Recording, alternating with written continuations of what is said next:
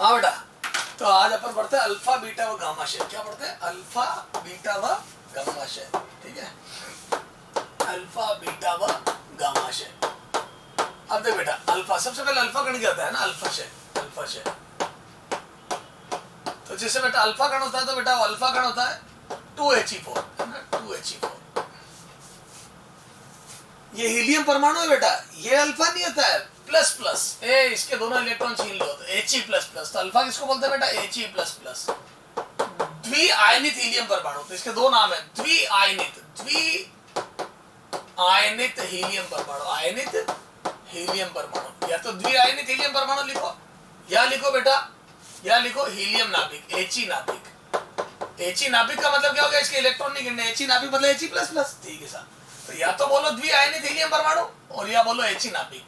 ठीक है, ये दोनों नाम, ये होता है अल्फा कण। समझ गए? तो अल्फा कण ठीक उसी प्रकार का संजीव कुमार के दोनों हाथ कटा हुआ रोल किसमें करा था? शोले में, गब्बर। समझ गए? सॉरी ठाकुर, गब्बर नहीं, ठाकुर, गब्बर तो ठाकुर। तो या तो ठाकुर बोलूंगा तो आपको समझ में आ जाएगा यार, हाँ यार संजीव कुमार जिसके दोनों हाथ कटे हुए शोल ओढ़ी हुई, तो वो एक स्पेशल रोल था। और संजीव कुमार बोलेंगे तो फिर उसके अलग अलग रोल सारे दिमाग में आ जाएंगे, कोई सी भी पिक्चर तुम्हारे दिमाग में आ सकती है। तो क्या मैं बोल दूं ये ठाकुर है? क्या ये ठाकुर? और हीलियम जो होता है वो हीलियम, ये हीलियम परमाणु, He एटम है, हीलियम परमाणु है ना, ये होता है संजीव कुमार है ना, संजीव कुमार है ना। तो ये संजीव कुमार, तो संजीव कुमार का ये स्पेशल रोल, ये संजीव कुमार जो था ना वो, उसका ये स्पेशल रोल, ये ठाकुर। समझ गए? जिसके दोनों इलेक्ट्रॉन छीन लिए गए। तो अल्फा कण क्या है बेटा? ये। अब देखो अल्फा कण का द्रव्यमान कितना होता है? तो अल्फा कण, ठीक है, अल्फा क्षय भी देखते हैं, अल्फा कण बता रहा हूँ पहले, अल्फा कण क्षय भी दिखाता हूँ। तो अल्फा कण में ये होता है, तो मैं बोल दूं इसका अल्फा कण का जो द्रव्यमान है प्रोटॉन न्यूट्रॉन का लगभग बराबर है। मैं बोल दूं 4 गुना है किसी एक प्रोटॉन का, समझ ले, या न्यूट्रॉन का है ना, 4 गुना प्रोटॉन या न्यूट्रॉन एक ही बात है। तो क्या मैं बोल दूं प्रोटॉन का 4 गुना होता है? सर प्रोटॉन क्यों लिख रहे हो? क्योंकि मेरे को प्रोटॉन से तुलना करनी होगी, तो मैं न्यूट्रॉन की प्रोटॉन, तो प्रोटॉन न्यूट्रॉन लगभग बराबर के 4 गुना। और आवेश अल्फा कण का मैं बोल दूं +2 ही, ये धनावेश है 2 इलेक्ट्रॉन के बराबर, मतलब 2 प्रोटॉनों के बराबर धनावेश है, +2 ही। ठीक सर, ये अल्फा कण। अब बीटा कण दो प्रकार के थे, बीटा कण है ना, बीटा प्लस और बीटा माइनस। बीटा कण दो प्रकार के थे, क्या? बीटा प्लस और बीटा माइनस, बीटा प्लस कण और बीटा माइनस कण।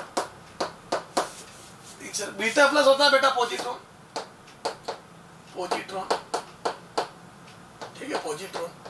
और ये होता है बेटा इलेक्ट्रॉन, इलेक्ट्रॉन,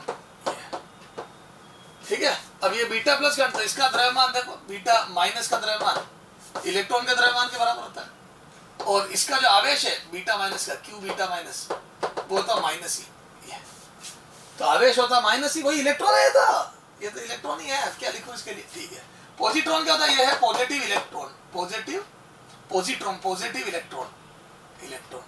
अब पॉजिटिव इलेक्ट्रॉन का क्या मतलब? इलेक्ट्रॉन का नेगेटिव, पॉजिटिव इलेक्ट्रॉन। तो पॉजिट्रॉन को पॉजिटिव इलेक्ट्रॉन से याद रखता हूं मैं। तो क्या मैं बोल दूं इसका जो द्रव्यमान है, अरे बोलो, है ना, ये तो ये पॉजिटिव इलेक्ट्रॉन, इसका द्रव्यमान तो इलेक्ट्रॉन के बराबर है, बीटा प्लस का द्रव्यमान तो इलेक्ट्रॉन के बराबर है, और जो आवेश है बीटा प्लस का वो प्रोटॉन के बराबर है। तो द्रव्यमान तो इलेक्ट्रॉन के बराबर और आवेश प्रोटॉन के, तो पॉजिटिव इलेक्ट्रॉन हो गया, प्रोटॉन नहीं हुआ, पॉजिटिव इलेक्ट्रॉन हो गया, बाहर इलेक्ट्रॉन के बराबर है। ठीक सर, तो ये तो इलेक्ट्रॉन है प्योर। ठीक है सर, तो बीटा। अब देखते हैं अल्फा शेल, अल्फा शेल। तो देखो बेटा, पड़े पड़े नाभिक, जब याद मैंने बताया ना तेरे को नाभिक की बल, तो जब प्रतिकर्षण बढ़ जाता है और अंदर बहुत भारी भारी नाभिक होते हैं, तो क्या मैं बोल दूं ए आकर्षण का बल तो निश्चित दूरी तक लगता है नाभिक की आकर्षण का, लेकिन स्थिर विद्युत की प्रतिकर्षण हर जगह लगता है। तो बड़े बड़े नाभिकों में जो बहुत दूर दूर हो गए, तो ये गुच्छे एक दूसरे को प्रतिकर्षित तो करते हैं पर आकर्षित नहीं करते, तो अल्फा क्षय, बीटा क्षय, गामा क्षय होने लगते हैं। तो ये देखो अल्फा क्षय, तो अल्फा क्षय में क्या होता है बेटा? ये जेड ए, और यहाँ से अल्फा क्षय होगा, तो मैं बोल दूं इस नाभिक के अंदर से 2 प्रोटॉन 2 न्यूट्रॉन चले जाएंगे। अल्फा कण में याद है 2 प्रोटॉन 2 न्यूट्रॉन होते हैं, He प्लस प्लस, तो 2 प्रोटॉन 2 न्यूट्रॉन होते हैं, इलेक्ट्रॉन से उड़ा दिए किसी ने। तो मैं बोल दूं जब किसी नाभिक में से, यूं समझ लो ये क्लास की टोटल स्ट्रेंथ, टोटल बच्चे और ये लड़कों की संख्या, 2 लड़के और 2 लड़कियां उठ के चले गए, उनको मेरी बात समझ में नहीं आई, तो क्या मैं बोल दूं लड़कों की संख्या 2 कम हो गई और क्लास की टोटल स्ट्रेंथ 4 कम हो गई। तो लड़कों की संख्या 2 कम हो गई, Z-2 रह गई, और क्लास की टोटल स्ट्रेंथ 4 कम हो गई, और ये बन गया अल्फा कण। ठीक है, और प्लस कुछ ऊर्जा निकल गई, ये अल्फा क्षय, ये होती है अल्फा क्षय की संख्या। प्रोटॉनों की संख्या 2 कम हो गई और कुल संख्या 4 कम, द्रव्यमान संख्या 4 कम हो गई, और एक अल्फा कण बन गया और कुछ ऊर्जा निकल गई, ये अल्फा क्षय। समझ गया? तो मैं बोल दूं प्रोटॉनों की संख्या प्रोटोनों की संख्या, प्रोटोनों की संख्या यानी कि परमाणु क्रमांक, परमाणु क्रमांक, परमाणु क्रमांक ना, जेड डिक्रीजेस बाय 2, 2 से कम हो जाता है। वो द्रव्यमान संख्या, वह द्रव्यमान संख्या, द्रव्यमान संख्या, ठीक है, ये बोल दो परमाणु भार, परमाणु भार, भार है ना, द्रव्यमान संख्या, द्रव्यमान संख्या, ठीक है, ए 4 से कम हो जाती है, तो जेड 2 से घट जाता है और ए 4 से कम हो जाता है। समझ गए? चलो साहब, तो ध्यान रखना जेड और ए दोनों घटता है। क्लास के टोटल बचे, ठीक है साहब। बीटा शय, अब बीटा शय 2 प्रकार के होते हैं। अब सुनना, या प्लस या माइनस, तो मेरे को ये देख, एक तो बड़ा बड़ा न्यूट्रॉन, नाभिक के अंदर बड़ा बड़ा न्यूट्रॉन टूट के प्रोटॉन बन जाए। ध्यान रखना, नाभिक के अंदर न्यूट्रॉन, तो न्यूट्रॉन है क्या, उदासीन कण, टूटा प्रोटॉन, प्रोटॉन धन आवेश बना, साथ में एक माइनस आवेश भी बनेगा। ये आवेश संरक्षण से, अगर ये उदासीन था तो इधर भी उदासीन, आवेश हमेशा संरक्षित रहेगा। और ये इलेक्ट्रॉन उत्सर्जित होगा, इलेक्ट्रॉन या तो यूं घूमेगा या यूं घूमेगा, तो प्लस माइनस हाफ स्पिन, तो इसका चक्रण होगा प्लस हाफ या माइनस हाफ। पता है तुम्हारे को चक्रण क्वांटम संख्या? हाँ, तो यहाँ पे साथ में एक एंटी न्यूट्रिनो निकलता है। याद रखने का तरीका, बाहर इस माइनस के साथ बाहर वाली चीज, तो एंटी न्यूट्रिनो निकलता है। क्या निकलता है बेटा? एंटी न्यूट्रिनो, एंटी न्यूट्रिनो, ठीक है, ये एंटी न्यूट्रिनो, साथ में कुछ ऊर्जा निकलती है। तो नाभिक के अंदर पड़ा पड़ा न्यूट्रॉन शय टूटता है तो एक प्रोटॉन, प्रोटॉन के साथ में एक इलेक्ट्रॉन बनता है, इसको बीटा माइनस शय बोलते हैं। तो पहले समीकरण लिखी फिर पता पड़ा।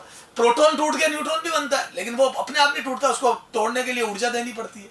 क्योंकि याद है प्रोटॉन का द्रव्यमान कम होता है और न्यूट्रॉन का ज्यादा, तो द्रव्यमान बढ़ रहा है और द्रव्यमान बढ़ाना तो आइंस्टीन के अनुसार ऊर्जा से द्रव्यमान बनेगा, तो आपको ऊर्जा देनी पड़ेगी। यस सर, तो ये स्वतः होने वाली अभिक्रिया, तो बीटा माइनस स्वतः होता है, ध्यान रखना, स्वतः होगा, मतलब ये होगा, ये स्थायित्व की ओर जा रहा है, क्योंकि द्रव्यमान में कमी आ रही है और ऊर्जा बन रही है, तो स्थायित्व की तरफ जा रहा है, तो द्रव्यमान में कमी और ऊर्जा निकल रही है। ठीक सर, अच्छा इसकी समीकरण लिखूं तो मैं, तो न्यूट्रॉन प्रोटॉन में बदल गया था। पता क्लास में क्या हुआ? तो ये देख, एक लड़की, न्यूट्रॉन लड़की और प्रोटॉनों की संख्या को लड़का माना, तो एक लड़की गई, उसको मेरी बात समझ में, और लड़का है उसका दोस्त साथ में आया। क्यों? क्योंकि लड़कियों को मेरी बात बहुत अच्छी समझ में। तो क्या बोलते, अगले दिन एक लड़की घट गई और एक लड़का बढ़ गया, तो क्लास की टोटल स्ट्रेंथ वही रही। लड़की गई, लड़का आया, तो क्लास की टोटल स्ट्रेंथ वही। लड़कों की संख्या में क्या परिवर्तन आया? लड़का एक बढ़ गया। पहले क्लास में 50 लड़के 50 लड़कियां 100 बच्चों की स्ट्रेंथ थी। अब एक लड़की गई तो लड़कियां रह गई 49 और लड़का एक नए दोस्त को लाया तो हो गया 51। तो क्लास टोटल तो 100 ही रहे और लड़कों की संख्या एक बढ़ गई। तो मैं याद रखने का तरीका देख, बीटा माइनस में जेड ए वही रहता है, जेड एक बढ़ जाता है। तो बीटा माइनस में न्यूट्रॉन प्रोटॉन बना तो प्रोटॉन एक बढ़ गया, तो परमाणु क्रमांक एक बढ़ गया। तो ध्यान रखना, प्रोटॉन एक से बढ़ जाता है, ए वही रहता है क्योंकि लड़का गया, लड़की गई, लड़का आया। बीटा माइनस एंटी न्यूट्रिनो, ये एंटी न्यूट्रिनो क्या करता है? तो एंटी न्यूट्रिनो चक्रण संरक्षण करता है। इसका काम क्या? चक्रण संरक्षित करना। क्या है? ये लिख दो, एंटी न्यूट्रिनो चक्रण संरक्षण, चक्रण या कोणीय संवेग, कोणीय संवेग भी बोल दूंगा इसको, कोणीय संवेग संरक्षण, कोणीय संवेग संरक्षण करता है, संवेग संरक्षण। ठीक है, तो ये चक्रण संरक्षित करता है। ठीक सर, ये क्लियर है क्या? तो क्या मैं बोल दूं, ए परमाणु क्रमांक, परमाणु क्रमांक, क्रमांक जेड इंक्रीजेस बाय 1, है ना। परमाणु क्रमांक जेड 1 से बढ़ जाता है, 1 से बढ़ जाता है, बढ़ जाता है। वह द्रव्यमान संख्या, द्रव्यमान संख्या ए वही रहती है, समान रहती है। द्रव्यमान संख्या समान रहती है, समान रहती है। तो द्रव्यमान संख्या ए वही रहेगी और जेड का मान 1 से बढ़ जाएगा। ये क्लियर है क्या? तो जेड 1 बढ़ जाता है, द्रव्यमान संख्या वही रहती है। ठीक सर,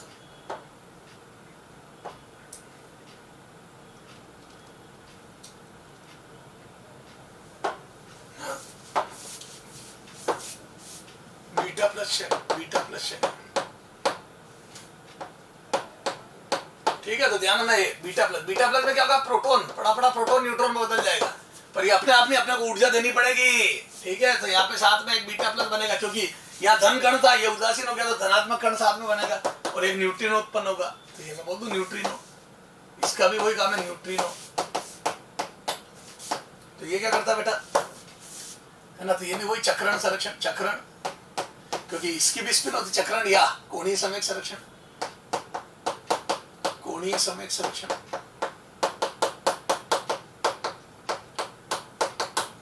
ठीक है ये, ठीक है ये एंटी न्यूट्रिनो, इसको न्यूट्रिनो बोलते हैं, उसको एंटी न्यूट्रिनो। अब देखो प्रोटॉन, प्रोटॉन कम हो गया, लड़का गया, लड़के को मेरी बात समझ में नहीं आई, और एक लड़की अपने फ्रेंड को लिए कि यार बहुत अच्छा पढ़ा, ठीक है, तो एक लड़का गया तो क्लास में लड़के 49 रह गए, लड़कियों की संख्या 51, तो क्लास की टोटल स्ट्रेंथ हो रही है, और लड़कों की संख्या 1 कम हो गई, साथ में बीटा प्लस और ये न्यूट्रिनो बना। ये तो क्या मैं बोल दूं बीटा प्लस है में वही ए समान रहता है, वही जेड परमाणु क्रमांक, प्रोटोनों की संख्या, प्रोटोनों की संख्या, प्रोटोनों की संख्या जेड 1 से घट जाती है, 1 से घट जाती है, वह द्रव्यमान संख्या ए समान रहती है। ध्यान ना, देख इसमें या तो प्रोटॉन न्यूट्रॉन में बदलेगा तो बीटा प्लस, क्योंकि प्रोटॉन न्यूट्रॉन में बदलेगा तो साथ में प्लस यानी बीटा प्लस निकलेगा, या न्यूट्रॉन प्रोटॉन में बदलेगा तो बीटा माइनस, या तो पड़ा न्यूट्रॉन प्रोटॉन बन गया तो बीटा माइनस, और प्रोटॉन न्यूट्रॉन बन गया तो बीटा प्लस। दोनों में, एक में या तो लड़की गई लड़का आया तो एक लड़का बढ़ गया, और या लड़का गया लड़की आई तो एक लड़का घट गया, तो लड़का या तो एक बढ़ेगा या घटेगा। तो मैं बोल दूं बीटा प्लस बीटा माइनस में जेड 1 से बदलेगा, किसी में एक बढ़ा किसी में एक घटा, देख किसी में एक बढ़ा किसी में एक घटा, परिवर्तन एक का आया, यहाँ एक घटा यहाँ एक बढ़ा, तो क्या मैं बोल दूं जेड 1 से परिवर्तित होता और ए समान रहता, देख ए, तो दोनों में द्रव्यमान संख्या समान रही, ये समान, बीटा माइनस में भी वही रहा, बीटा प्लस में भी वही रहा, तो दोनों में ए समान रहता है और जेड 1 से परिवर्तित होता है। या तो प्रोटॉन कम हो जाता है या प्रोटॉन बढ़ जाता है, या तो प्रोटॉन टूट के प्रोटॉन कम हो जाता है, या न्यूट्रॉन टूट के प्रोटॉन बन के प्रोटॉन बढ़ जाता है, तो या तो एक प्रोटॉन बढ़ेगा या घटेगा, परिवर्तन एक का होगा। सर याद रखने का तरीका माइनस में प्लस, ये देख याद रखने का तरीका, बीटा माइनस में इधर देख याद रखने का तरीका, माइनस में एक प्लस हो जाता है, क्योंकि बीटा माइनस में न्यूट्रॉन प्रोटॉन बनता है और एक बीटा माइनस बनता है, तो मैं बोल दूं बीटा माइनस में प्लस हो जाता है, तो मैं बोल दूं बीटा माइनस में माइनस में Z 1 plus Z 1 plus 1 plus Z 1 plus, तो बीटा माइनस में प्लस, तो याद रखने का तरीका माइनस में प्लस और प्लस में माइनस उल्टा, और एक का परिवर्तन, ए समान रहता है, ठीक सा। अब एक होता है गामाशय, क्या होता है बेटा गामाशय, मामाशय नहीं गामाशय, गामाशय। अब गामा एक किरण होती है, ऊर्जा नहीं होती है, वो कण नहीं होता है, एक ऊर्जा का भंडार होता है किरण, तो गामाशय चूंकि कण नहीं है तो इसमें गामाशय में न प्रोटॉन न जेड बदलता ना ये बदलता है, तो मैं बोल दूं यह, अच्छा, और चूंकि कण नहीं है तो ये पता है यह प्रोटॉन और न्यूट्रॉन, ये तो लिखता हूं पहले, यह न्यूक्लियन क्या है, न्यूक्लियन के पुनर्व्यवस्थित होने के कारण उत्पन्न, पुनर्व्यवस्थित मतलब रीअरेंजमेंट उत्पन्न होता है, गामा के कारण होता है, उत्पन्न क्या होता है, गामाशय किसके कारण होता है, पुनर्व्यवस्थित यानी कि रीअरेंजमेंट, अंग्रेजी में होता है रीअरेंजमेंट, इससे अच्छा सर अरेंजमेंट, तो रीअरेंजमेंट के कारण होता है। सर रीअरेंजमेंट कैसे बताता हूँ, क्लास में से जैसे मान लो अल्फा है, आगे से दो लड़कियां उठ के चले गए, उनको मेरी बात समझ में नहीं आ रही, तो एक पूरा 4 का गुच्छा गया, उनको मेरी बात समझ में नहीं आ रही, तो पीछे कुछ बच्चे बैठे थे जिनको दिखाई नहीं दे रहा था, सुनाई नहीं दे रहा था, मच्छर खा रहे थे, अब वो 4 बच्चे क्या करेंगे, उठ के आगे आ जाएंगे, तो उनको दिखाई भी देने लग गया अच्छे से, सुनाई भी देने लग गया, हवा भी बढ़िया आ रही, मच्छर भी नहीं खा रहे, तो क्या मैं बोल दूं 8 लोगों की दिक्कत दूर हुई, 4 तो उठ के चले गए, इससे स्थायित्व आया, क्यों, क्योंकि वो कहीं और जाके पढ़ के खुश रहेंगे, और मेरे को भी खुशी होगी, क्यों, क्योंकि मेरी क्लास में अब कोई मैं पूछ रहा हूं तो उसका जवाब देने वाले सारे बच्चे बैठे, और पीछे वाले आगे आने से उनको भी अच्छा लगेगा, क्यों, क्योंकि उनको दिखाई, तो डबल स्थायित्व आया, एक उनके जाने से और एक उनके आगे आने से, उनका आगे आना ये होता है गामाशय।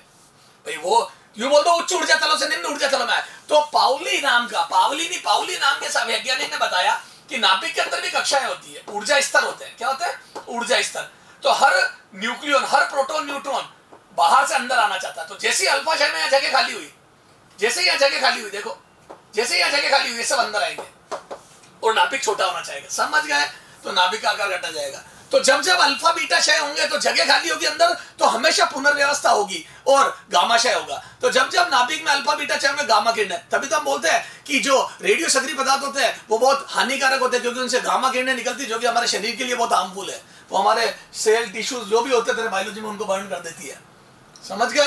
तो बहुत जबरदस्त होती है, इसीलिए हमेशा रेडियो सक्रिय विकिरणों से सावधान रहना चाहिए, गामा किरणें निकलती है उसमें, समझ गए? तो ये न्यूक्लियन में के पुनर्व्यवस्थित होने के कारण उत्पन्न होता है। यह सदैव अकेला कभी नहीं होगा, बड़े बड़े नाभिक से गामा क्षय कभी नहीं होगा, या तो बीटा प्लस बीटा माइनस या गामा में से कोई अल्फा में से कोई क्षय होगा तभी होगा। तो मैं बोल दूं अकेला गामा क्षय, अकेला गामा क्षय, अकेला गामा क्षय संभव नहीं, नहीं, यह सदैव नहीं, यह सदैव, यह सदैव अल्फा या बीटा क्षय के पश्चात होता है, के पश्चात। हाँ, जब अल्फा बीटा क्षय होंगे तभी तो अंदर वो होती तबाही मचेगी, तबाही मचेगी जब तो पुनर्व्यवस्थित होगा, के पश्चात होता है। तो जब जब अल्फा बीटा क्षय होंगे गामा क्षय साथ में फ्री। साबुन तेल की शीशी के साथ साबुन की पट्टी फ्री। तो कई बार होता है ये कंपनी ने स्कीम चलाई, तो क्या तू जाके कह देगा सर सिर्फ साबुन की पट्टी दे दो फ्री वाली? लपड़ पड़ेगी ना। तेल की शीशी लोगे तो साबुन की पट्टी आएगी और शीशी के साथ साबुन की पट्टी आएगी ही आएगी। तो जब जब अल्फा बीटा क्षय होंगे तो गामा तो होएगा ही होएगा, होना ही होना है। तो गामा हमेशा अल्फा बीटा को फॉलो करता है, उनके पीछे पीछे चलता है, आगे कभी नहीं हो सकता। गामा क्षय कभी नहीं हो सकता, साबुन की पट्टी सीधी नहीं मिल सकती, तेल की शीशी खरीदनी पड़ेगी। ओके सर, बहुत अच्छा, बहुत बढ़िया, तेल बेचो सर आप। हाँ, यह सदैव अल्फा और बीटा क्षय के पश्चात होता है, उनको फॉलो करता है, ठीक है सर। अब इसमें जेड व ए समान रहते हैं, समान रहते हैं, बस स्थायित्व बढ़ जाता है। ए तो क्या मैं बोल दूं एक्स जेड ए, तो रहेगा तो वही है ना स्टार, और ये रहेगा वही, ए नाभिक वही रहेगा एक्स जेड ए, पर ये क्या होगा अधिक स्थायी, अधिक स्थायी। क्यों? क्योंकि ये गामा किरण निकल गई, थोड़ी ऊर्जा निकल गई गामा रे, ये गामा किरण निकल गई है ना, तो ऊर्जा निकल गई थोड़ी, अधिक स्थायी। इसमें उत्तेजित अवस्था में न्यूक्लियन है, इसमें स्थायित्व में न्यूक्लियन से उच्च ऊर्जा तलों से नीचे आ गए, तो ये ज्यादा स्थायी है। तो ना ए बदलता है ना जेड। तो क्या मैं बोल दूं ए कभी नहीं बदला, सिर्फ अल्फा क्षय में ए बदलता है। ए मोरल ऑफ द स्टोरी। चला आ गया, क्वेश्चन करते हैं, आजा मेरे लाल, एग्जाम्पल है ना, क्वेश्चन करते हैं। वेरी गुड सर, ये देखा, ये 90, ये 220, यहां से अल्फा क्षय हुआ, ठीक सर। ये वाई बना ए व बी, बहुत आसान क्वेश्चन, ए व बी के मान बताओ, बोलो। अरे मच्छर सर, क्या मच्छर बताओ, बोलो क्या होगा? तो क्या मैं बोल दूं ये अल्फा क्षय में 2 प्रोटॉन 2 न्यूट्रॉन भाग गए, ये अल्फा क्या होता है 2He4, 2He4। तो क्या मैं बोल दूं 2 प्रोटॉन 2 न्यूट्रॉन भाग गए, तो प्रोटोनों की संख्या 2 कम हो जाएगी। तो मैं बोल दूं ये ए का मान कितना जाएगा बोलो? तो ए बराबर हो जाएगा 90 माइनस 2 88। अरे बोलना मेरे लाल, तो ये 2 कम हो जाएगा, तो प्रोटोनों की संख्या 2 कम हो गई, तो 90 माइनस 2 88। अच्छा, ये कुल संख्या द्रव्यमान संख्या पढ़ लो, 4 कम हो गई, तो क्या मैं बोल दूं बी आ जाएगा बेटा, 4 कम कर दो तो 216। तो परमाणु क्रमांक 2 कम हो जाएगा, क्योंकि अल्फा क्षय में 2 प्रोटॉन 2 न्यूट्रॉन, 2 लड़के भाग गए थे क्लास से, तो ये 2 कम हो गया और वो 4 कम हो गया। बिल्कुल सही सर, ठीक सर। तो ये आ गया। अगला क्वेश्चन देख बेटा, ये बिल्कुल आसान से शुरुआत करी मैंने, अगला देख।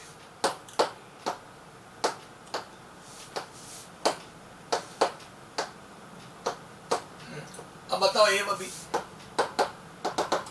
जो बच्चे रट के जाते हैं वो बस 2 कम करके 88। ए बेटा, इधर से इधर जाने पे 2 कम होता है, जो पहले नाभिक था उससे 2 कम होने के बाद 90 बचा है। ये देख, लड़के 90 बचे हैं, जब 2 चले गए अल्फा होने के बाद 90 बचे, तो पहले कितने लड़के थे 92। ए 2 कम होने के बाद अगर कोई चीज 90 तो 92, और यहां से 4 कम कर दो तो मैं बोल दूं 196।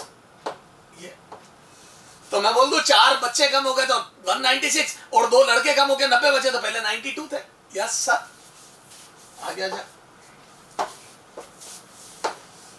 हाँ, ये देख,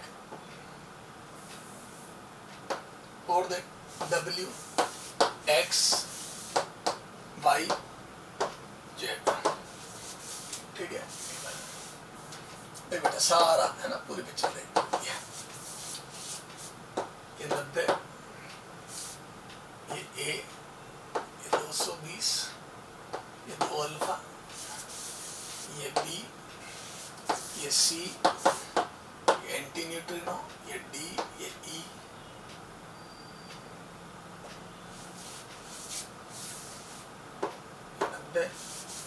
एफ, जी, एच। यस, बहुत ही बेहतरीन क्वेश्चन, सब आ गया इसमें। ए बी सी डी सब बता दो, डी ई एफ जी और एच के मान, सबके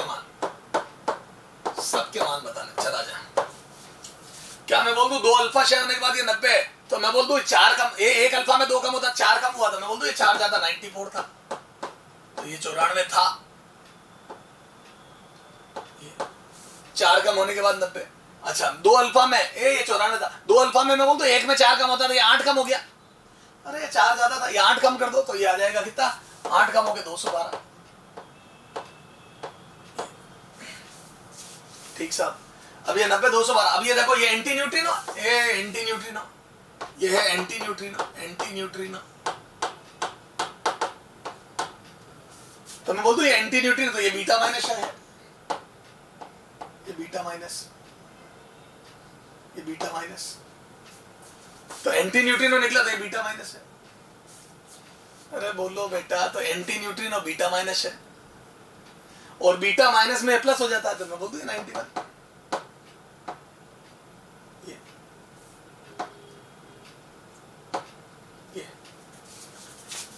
तो यहां से देखो बेटा, ये 2 अल्फा शेयर हुए तो 4 कम हो गया, 4 कम हो गया 90, तो ये चीज 94 थी, और ये 8 कम हो गया तो 212। उसके बाद बीटा माइनस शेयर हुआ, बीटा माइनस में एक प्लस हो जाता है 91। कैसे पता पड़ा beta minus? Anti neutrino, anti neutrino beta minus के साथ निकलता है, याद है, बाहर वाले के साथ बीटा माइनस, और ये वही रहता है समान, 212 ही रहेगा, याद है, द्रव्यमान संख्या सिर्फ और सिर्फ अल्फा शेयर में बदलती है, तो ई 212 ही रहेगा। बिल्कुल सही सर, ई 212। अच्छा फिर ये देखो 90 91 एक बड़ा, फिर वापस ये 90, तो क्या मैं बोल दूं 90 से 91 हुआ, फिर 91 से 90, तो मैं बोल दूं ये समान रहा, ये देख 90 का 90, तो मैं बोल दूं एक बढ़ा फिर वापस एक घटा, तो क्या मैं बोल दूं ये एक घटा, और एक का परिवर्तन या तो बीटा प्लस में होता है बीटा माइनस, तो एक घटा तो बीटा प्लस, याद है बीटा प्लस में माइनस होता है, ये बीटा प्लस है, प्लस में माइनस, तो मैं बोल दूं ये बीटा प्लस है, एक कम हुआ। ठीक सर, और क्या मैं बोल दूं ये 212, ये भी 212 होगा,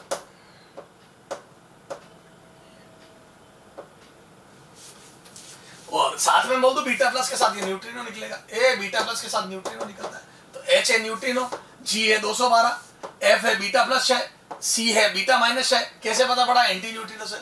तो देखो जिसने बीटा प्लस बीटा माइनस में सीधा रख लिया, एक बढ़ जाता है घट जाता है, और ये नहीं देखा कि साथ में न्यूट्रिनो निकलता है, एंटी न्यूट्रिनो, वहीं अटक जाएंगे। जिनको एंटी न्यूट्रिनो का ज्ञान नहीं है वो ये नहीं बता पाएंगे बीटा माइनस है। पक्का? तो सर हर चीज बहुत बारीकी से पता होनी चाहिए। चलो आ जाओ, और देख बेटा, इधर देख, और देख ज्ञान कहां पे अटका देता आदमी को। 90 220, अगले ने बोला यहां से ए अल्फा शेयर हुआ है और बी बीटा प्लस शेयर हुआ है ना, बीटा प्लस, और एक नया नाभिक बना 80 और 204 वाला। तो अगले ने पूछा ए व बी अगर नंबर है, ए व बी अंक है, डिजिट है, संख्या है, तो ए व बी के मान बताओ, मतलब कितने अल्फा शेयर हुए और कितने बीटा प्लस शेयर हुए। ठीक सर, अब देखो इधर है ना बेटा, ये जेई का क्वेश्चन, आईआईटी जेई का, आईआईटी जेई। ठीक साहब, ये देखो यहाँ पे 90 से मैं बोल दूं ये हो गया 80, ये देख 90 से घट के 80 हो गया। क्या मैं बोल दूं 10 की कमी आई, ये संख्या 90 से घट के 80 हो गई, तो क्या मैं बोल दूं परमाणु क्रमांक में 10 की कमी आई, तो जेड 10 से कम हो गया, तो जेड कम हो गया कितने से? 10 से, 10, तो जेड परमाणु क्रमांक 10 कम हो गया। ठीक साहब, तो परमाणु क्रमांक 10 घट गया, परमाणु क्रमांक 10 कम हो गया, 10 कम हुआ।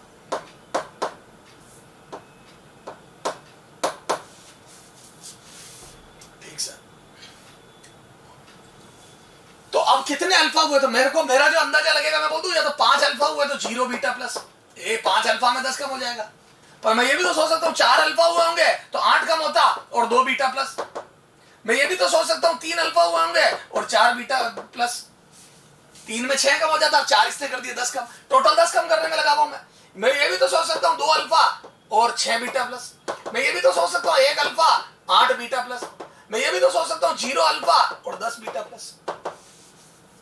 ये 2 अल्फा में 4 कम होता और 6 बीटा प्लस, तो 10 कम हो गया टोटल। इसमें 1 फिर यहाँ। ठीक है सर, तो ये सारे केस बनते, 1 2 3 4 5 और 6 केस बनते हैं।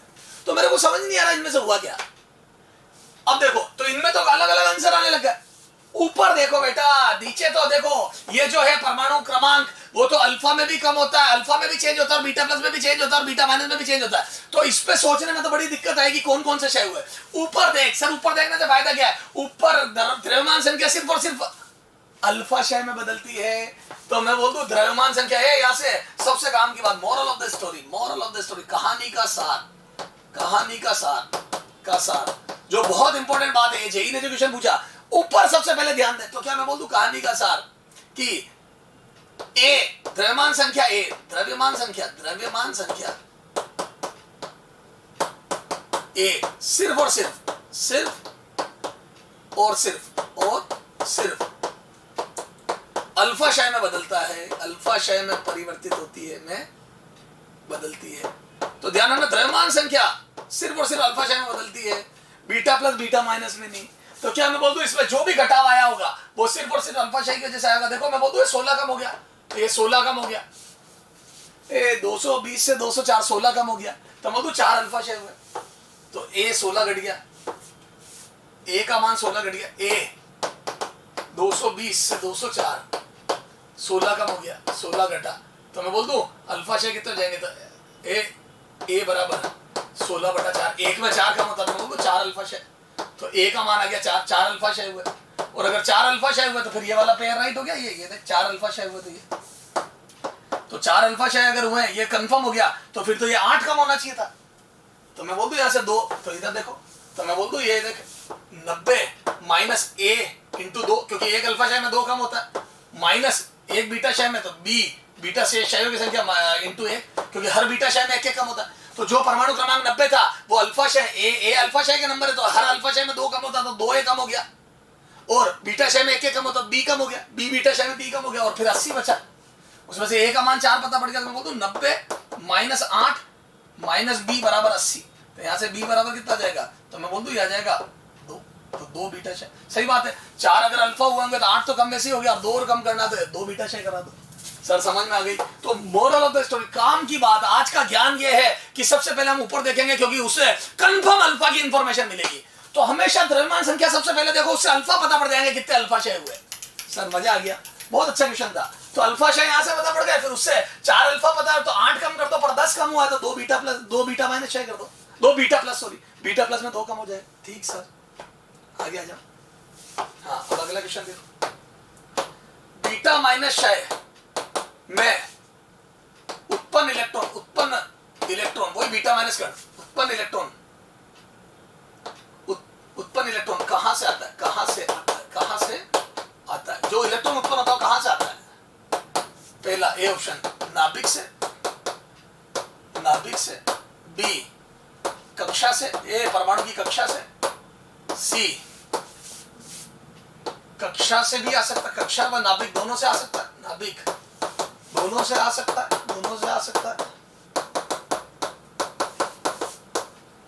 डी कह नहीं सकते। बेटा ये एग्जाम में पूछा हुआ तेरे एपीएम, तो आंसर इसका नाभिक से नहीं। क्यों? नाभिक में इलेक्ट्रॉन कहाँ होता है? हाँ सर, तो कहां से आ जाएगा बेटा? कक्षा से। तो बच्चा क्या होता है, नाभिक से टिक करके डर जाता है। क्यों? क्योंकि नाभिक में तो इलेक्ट्रॉन होता ही नहीं है। बिल्कुल सही बात है, तो कक्षाओं में होते हैं इलेक्ट्रॉन, तो ये टिक करके बाहर आ जाता है और अपने आप को डॉक्टर समझने लग जाता है। इधर देख, ये मेरे लाल देखते ने गलती क्या कर दी। अब जो लोग अधूरा पढ़ते ना, जैसे कई लोग क्या करते बेटा, अल्फा बीटा गामा में ये समीकरण नहीं पढ़ते, समझना मेरी बात को, डायरेक्ट पढ़ लेते, जैसे ये अल्फा तो नहीं बीटा माइनस। अब बच्चा का ये वाला कंसेप्ट नहीं पढ़ता है कि हुआ कैसे था, वो सीधा ही पढ़ लेता है कि जेड है बीटा माइनस में ए वही रहता है और बीटा माइनस में 1 प्लस हो जाता है, ये सीधी रट के चले जाता है और ये बीटा माइनस। जिन्होंने ये डायरेक्ट रट ली और ये बेसिक नहीं देखा, वो सब बर्बाद हो गए। बेटा मैंने तेरे को बताया था कि नाभिक में पड़े नाभिक में न्यूट्रॉन प्रोटॉन में बदल जाता है, टूट जाता है न्यूट्रॉन। तो जब न्यूट्रॉन ब्लास्ट होता है तो एक प्रोटॉन और इलेक्ट्रॉन बन जाता है। तो नाभिक के अंदर इलेक्ट्रॉन होता तो नहीं है, पर प्रोटॉन न्यूट्रॉन के टूटने से बन जाते हैं एक प्रोटॉन और एक इलेक्ट्रॉन। तो प्रोटॉन तो अंदर ही रह जाता है और इलेक्ट्रॉन उछल के बाहर आ जाता है, क्योंकि नाभिक के अंदर तो इलेक्ट्रॉनों को उठा के नाभिक बाहर फेंक दे। तो क्या मैं बोल दूं, नाभिक के अंदर इलेक्ट्रॉन होता तो नहीं है, लेकिन न्यूट्रॉन के ब्लास्ट होने से बन जाता है। तो क्या मैं बोल दूं, अब मेरे को कॉन्फिडेंस आ गया। क्यों? क्योंकि मैंने बहुत बेसिक से चीजें देखी थी, तो मेरे को सब पता है कि क्या होता है। तो मैं बोल दूं, ये जो इलेक्ट्रॉन उत्पन्न होता है ये आता कहां से? कक्षा से नहीं, नाभिक से ही आता है। अब तेरे दिमाग में एक बात आएगी रिवीजन करते वक्त, नाभिक में इलेक्ट्रॉन, तो यहां लिख दो नाभिक में इलेक्ट्रॉन, ए तेरे जो डाउट आएगा नाभिक में इलेक्ट्रॉन होता तो नहीं है, होता तो नहीं है, परंतु न्यूट्रॉन के टूटने से, न्यूट्रॉन के ब्लास्ट होने से उत्पन्न हो जाता है, होने से उत्पन्न हो जाता है, उत्पन्न हो जाता है। तो नाभिक के अंदर इलेक्ट्रॉन होता तो नहीं है, पर न्यूट्रॉन के ब्लास्ट होने से उत्पन्न हो जाता है। सब समझ में आ गई? उत्पन्न होने से ब्लास्ट हो जाता है, बिल्कुल ओके है। तो सर ये बात समझ में आ गई? चलो आगे और देखो बेटा, है ना। तो सर ये सारे कंसेप्ट तो धीरे धीरे हमारे क्लियर होते जा रहे हैं कि कहाँ क्या कैसे सोचना है। ठीक है, अब देख बेटा और दिमाग वाली बात, जैसे ये मैंने लिया 90, ये लिया 220, यहाँ मान लिया alpha beta plus gamma gamma gamma beta plus gamma gamma, ठीक है, बीटा माइनस गामा गामा, है ना, beta plus beta minus gamma alpha, ये वाई बना। और मैंने आपसे पूछ लिया बेटा ये बता दो, ए ऊपर वाली चीज है ना, ए इस बार ए मैंने ऊपर द्रव्यमान संख्या को लिखा, मान लो इक्वेशन है। अब क्या होता है बेटा, इधर देखना हो, अब स्टूडेंट क्या करता है, हर चीज पे कंसंट्रेट, अल्फा 4 कम कर दिया, बीटा प्लस पे भी सोच सकते नहीं। क्या मैं बोल दूं ऊपर वाली द्रव्यमान संख्या अभी मैंने सिखाया था सिर्फ अल्फा में परिवर्तित होती है, तो मैं ना तो गामा पे ध्यान दूंगा, क्योंकि गामा में तो दोनों यहाँ परिवर्तित रहते हैं, तो गामा सब हटा दिए। तो ये सिर्फ तुम्हारा क्वेश्चन की लेंथ बढ़ाने के लिए दी गई चीज है। कई बच्चे इस क्वेश्चन को नोट, सब 2 मिनट नोट करने दो, घर के मम्मी पापा सबको बुला लेते हैं और बोलते हैं मम्मी मैं ये वीडियो पोस्ट कर रहा हूँ, आप नंबर बोलना 1, पापा बोलेंगे अल्फा गण, फिर मैं लिखूंगा अल्फा गण, है ना, मैं ऐसा तीर बना के फिर मैं लिखूंगा, सर क्वेश्चन नोट करना है। फिर मम्मी बोलेगी 2, पापा बोलेंगे बीटा प्लस और लिखूंगा। ए मूर्ख मत बनो, मुद्दे की बात ये है, गामा तेरी मर्जी जितने लगा, अभी मैं पूरा इसका सार बता रहा हूँ, क्वेश्चन की आत्मा बता रहा हूँ। तेरे से पूछा ऊपर वाला, है ना, तो कुछ भी लिख, ऊपर वाली द्रव्यमान संख्या पूछिए, तो द्रव्यमान संख्या सिर्फ अल्फा में बदलती है, तो अल्फा गण मैंने जितने बनाए उतने तेरे होने चाहिए ताकि उत्तर अपने मैच कर जाए। तो अल्फा गणों की संख्या समान रहनी चाहिए ताकि उत्तर सेम आए। नीचे वाला तो मैं पूछ ही नहीं रहा हूं, तो क्या मैं बोल दूं गामा से कोई फर्क नहीं, तो तेरी मर्जी जितने गामा बना, क्या नंबर मम्मी से बुलवा रहा है, पापा से लिखवा रहा है, नहीं। और मैं बोल दूं बीटा प्लस बीटा माइनस से भी कोई फर्क नहीं पड़ रहा, क्यों, क्योंकि द्रव्यमान संख्या अपरिवर्तित रहती है, तो मैं लिख दूं ये सब वो था ना, ए शादी तो दूल्हा दूल्हे तो है, दूल्हा ये 2 शादियां हो रही है, दूल्हे ये 2 दोनों है, बाकी सब बाराती है बेटा, तो इन बारातियों पे ध्यान मत दे, दूल्हे सिर्फ 2 है।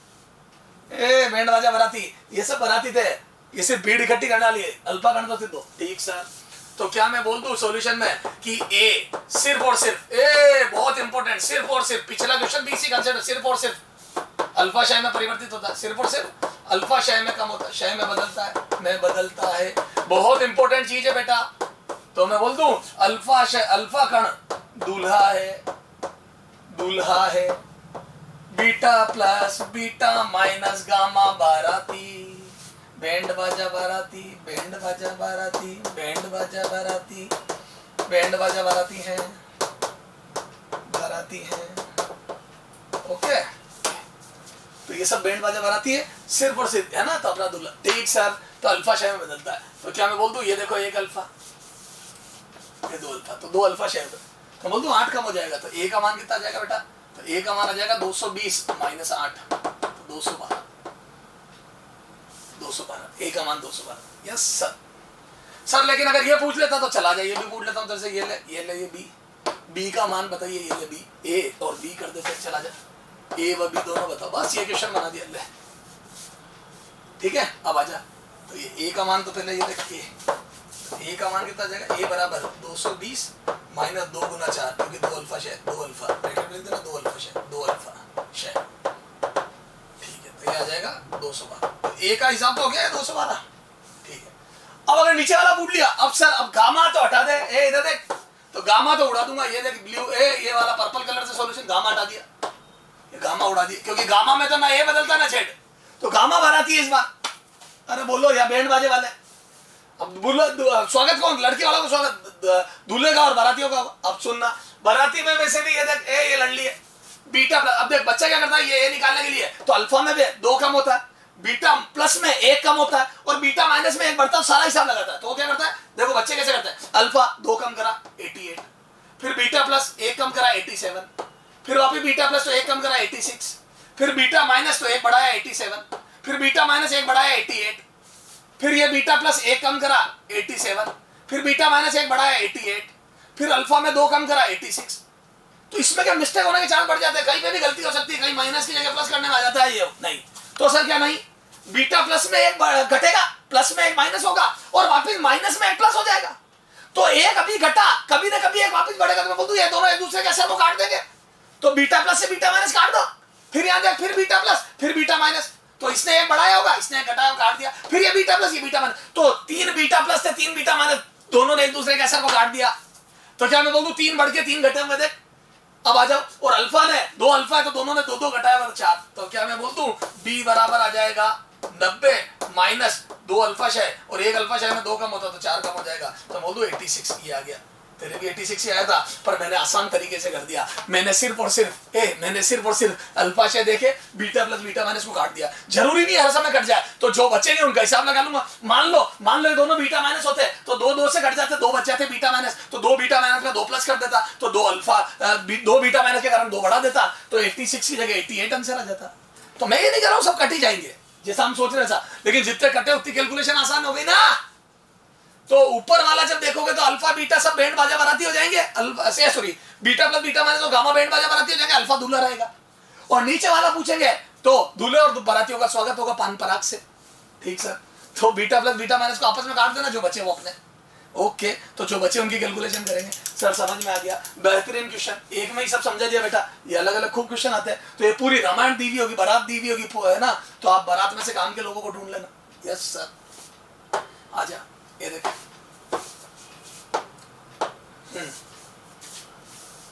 आपको पता है बीटा प्लस और बीटा माइनस में कौन सा शय ज्यादा देखने को मिलेगा, बीटा माइनस। क्यों?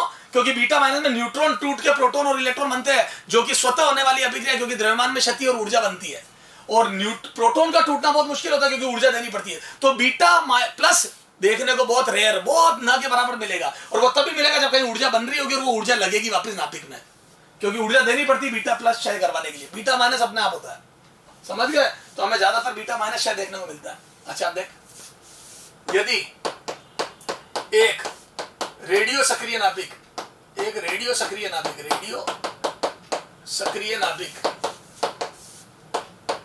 एक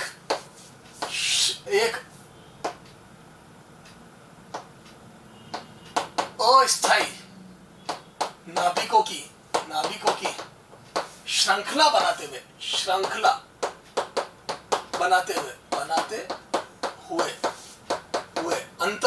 अंततः एक स्थायी नाभिक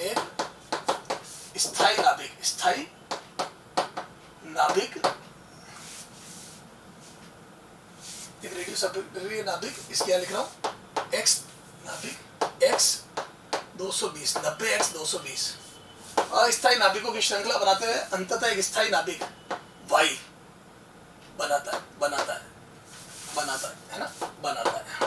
तो लास्ट में बना, सही बात है, अस्थायी होता है तो अंततः एक स्थायी नाभिक y बनाता है। तो y होगा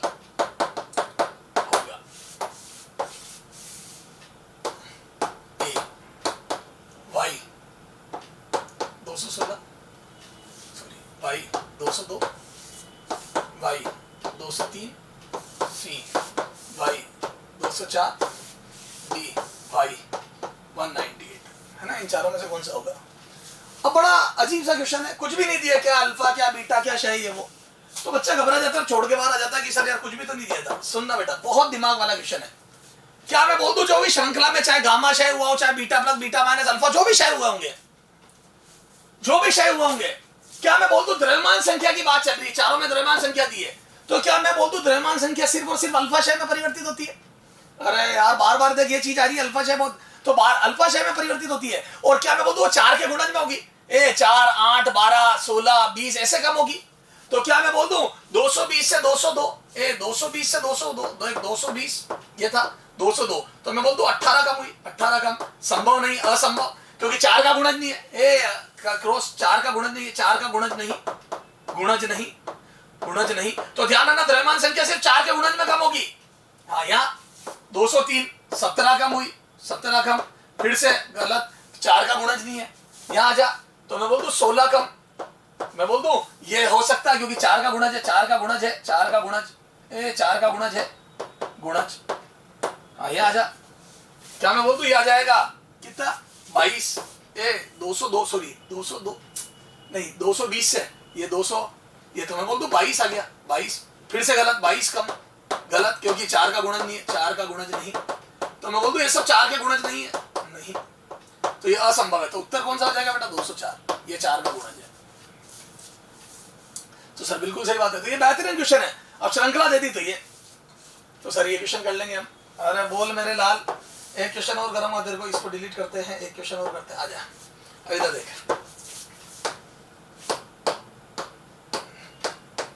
है ना 200 नाभिक बीटा क्षय करता है, बीटा क्षय करता है, बीटा क्षय कर स्थायी नाभिक वाई कर, स्थायी नाभिक वाई बनाता है, वाई बनाता है, वाई बनाता है। तो वाई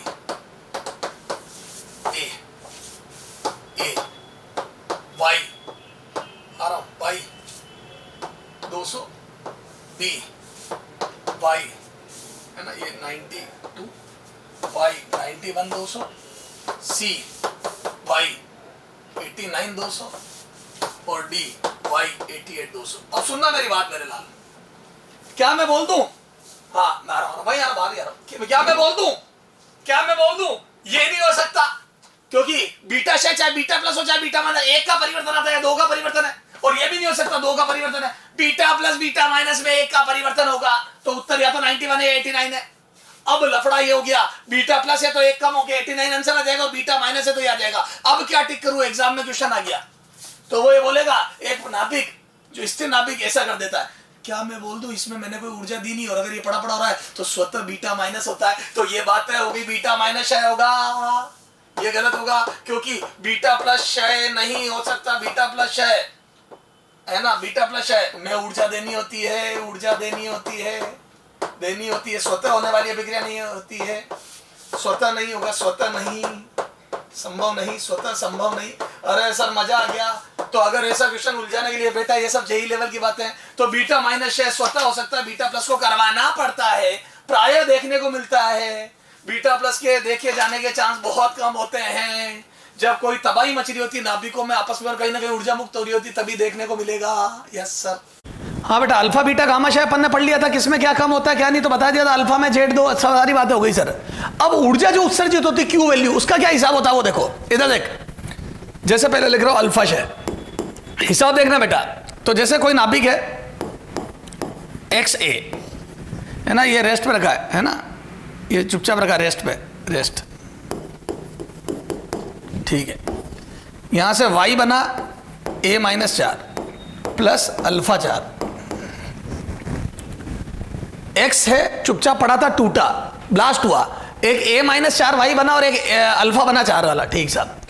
इसमें जो ऊर्जा उत्सर्जित होगी वो ये दोनों बांटेंगे, क्यू वैल्यू जो उत्सर्जित होगी वो ये दोनों बांटेंगे, ये जो क्यू वैल्यू उत्सर्जित हुई ये दोनों में बटेगी, ये मैं तेरे को बताने के लिए ऐसा बनाया, बाकी क्यू वैल्यू तो जो उसमें ऊर्जा उत्सर्जित हुई है रेस्ट पे, पर बांटने का नियम होगा। सर क्या नियम? संवेग संरक्षण, क्योंकि ये देखो तो प्रारंभिक संवेग, तो संवेग संरक्षण से, संवेग पहले मैं करके बताऊंगा फिर तेरे को ठीक है, संवेग संरक्षण से,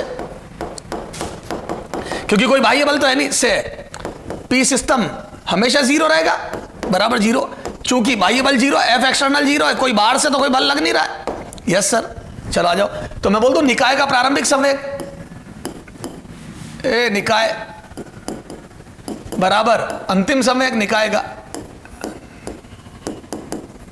ठीक साहब। तो दोनों संवेग बराबर होंगे, तो प्रारंभिक संवेग 0 था, तो बाद में अगर अल्फा गण आगे गया तो वो पीछे जाएगा, तो मैं बोल दूं पी अल्फा आगे प्लस पी वाई a-4 पीछे होगा, तो दोनों का योग। सर सही बात कह रहे हो आप, क्लियर है? तो दोनों का, तो यहां से मैं बोल दूं ए अल्फा का जो संवेग होगा उसका उल्टा वाई का होगा,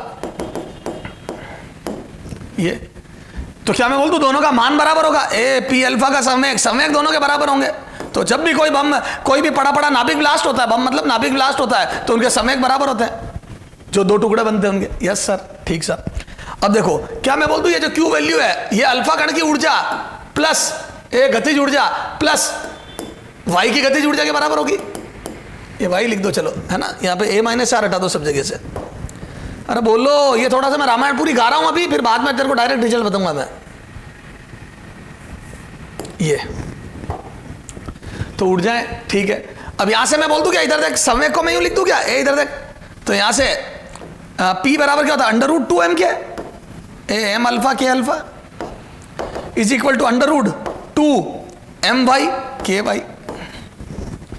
अरे बोल मेरे लाल, तो ये तो गतिज ऊर्जा बराबर कितनी आ जाएगी, तो यहां से वर्क करो, तो यहां से मैं बोल दूं क्या, गतिज ऊर्जा इधर देख, अल्फा की गतिज ऊर्जा निकालनी, तो मैं बोल दूं 2m अल्फा के अल्फा बराबर 2m वाई के वाई। 2 से 2 गया, तो यहां से के वाई बराबर कितना आ जाएगा बोलो, m alpha upon m Y into K alpha. ये आ जाएगी, ये रख दो उसमें, ए यहाँ पे ब्रैकेट यहाँ पे रख दो, तो ये कहता है के अल्फा प्लस ये देखो कितना आ जाएगा, m alpha upon m Y, m alpha upon m Y into K alpha. तो मैंने के वाई को भी के अल्फा के पदों में लिख दिया, कुछ नहीं करा, संवेग संरक्षण से के अल्फा और के वाई में संबंध निकाल के यहाँ के वाई को के अल्फा के पदों में रख दिया। मुद्दे की बात ये है, तो यहां से देख के अल्फा कितना आ गया, तो यहां से मैं बोल दूं m Y plus m alpha upon लघुत्तम ले लिया बेटा m वाई, यह आ गया क्यू। तो यहां से के अल्फा कण की गतिज ऊर्जा कितनी आ गई, जो भी क्यू वैल्यू निकली उसमें वाई का द्रव्यमान, इधर देख वाई का द्रव्यमान ऊपर आ जाएगा उल्टा, ये उधर गया ये नीचे आया, m Y upon m Y plus m alpha, ये इंटू क्यू वैल्यू। ये तो के अल्फा की जो गतिज ऊर्जा है अल्फा कण की, वो वाई का द्रव्यमान, दूसरे नाभिक का द्रव्यमान बटा कुल द्रव्यमान इंटू क्यू वैल्यू होगी। सर समझ में आ गई, बोलो यस सर।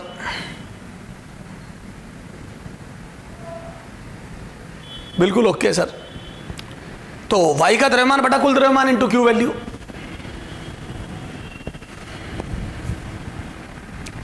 सर समझ में आ गई।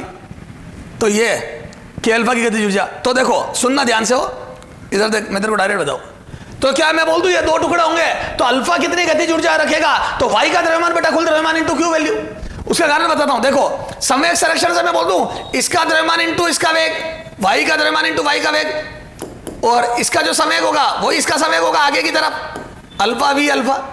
तो क्या मैं बोल दूं भैया तेरा द्रव्यमान जितना गुना, देख दोनों बराबर करने मान में, दोनों के संवेग बराबर हो गए, देख यहां लिखा ना मैंने,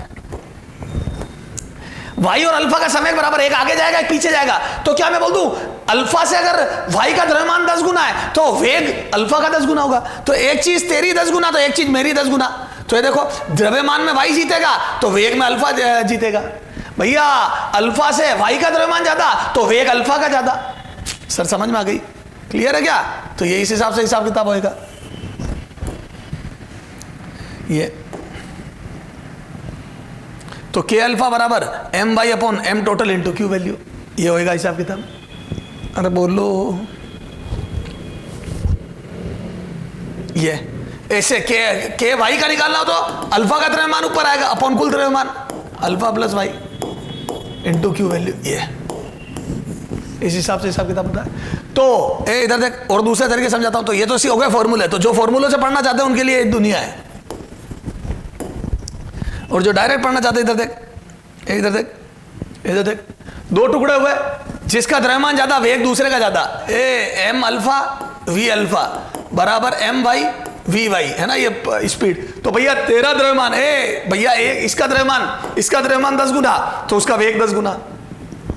तो बोल दूं इधर देख, यहां पे देख मोरल ऑफ द स्टोरी, हल्का कण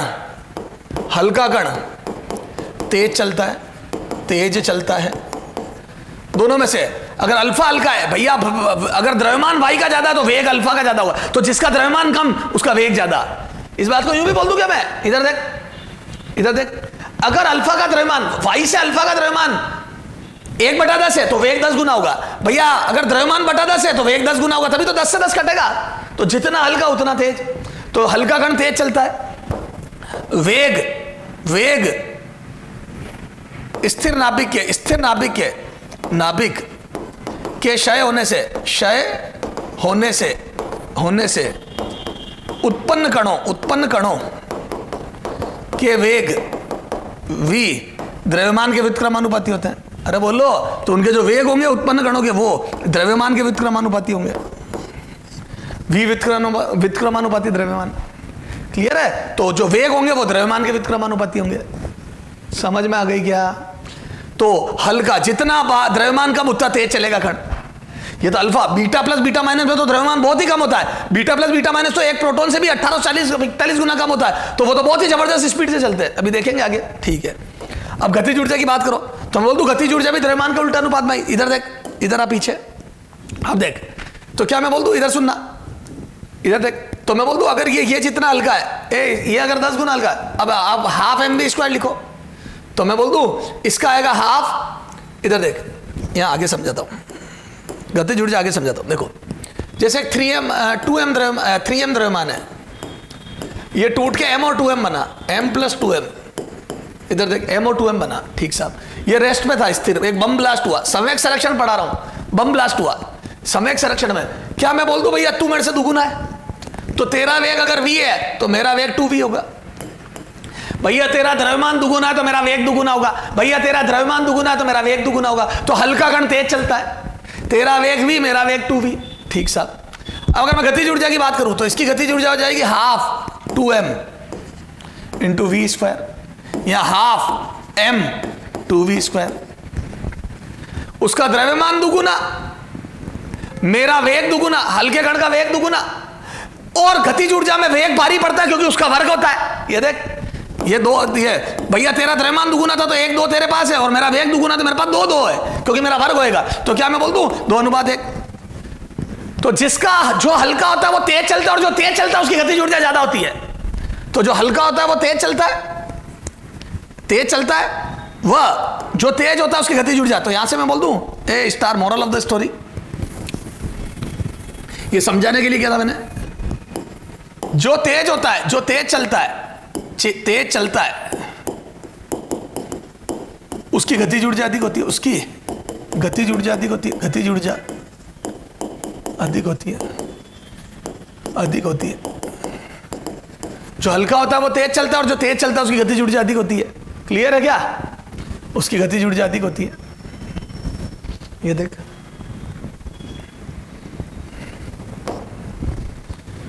स्थिर नाभिक के क्षय होने से उत्पन्न कणों के वेग, ये v द्रव्यमान। हाँ, तो जो हल्का होता है वो तेज चलता है, और जो तेज चलता है उसकी गतिज ऊर्जा अधिक होती है।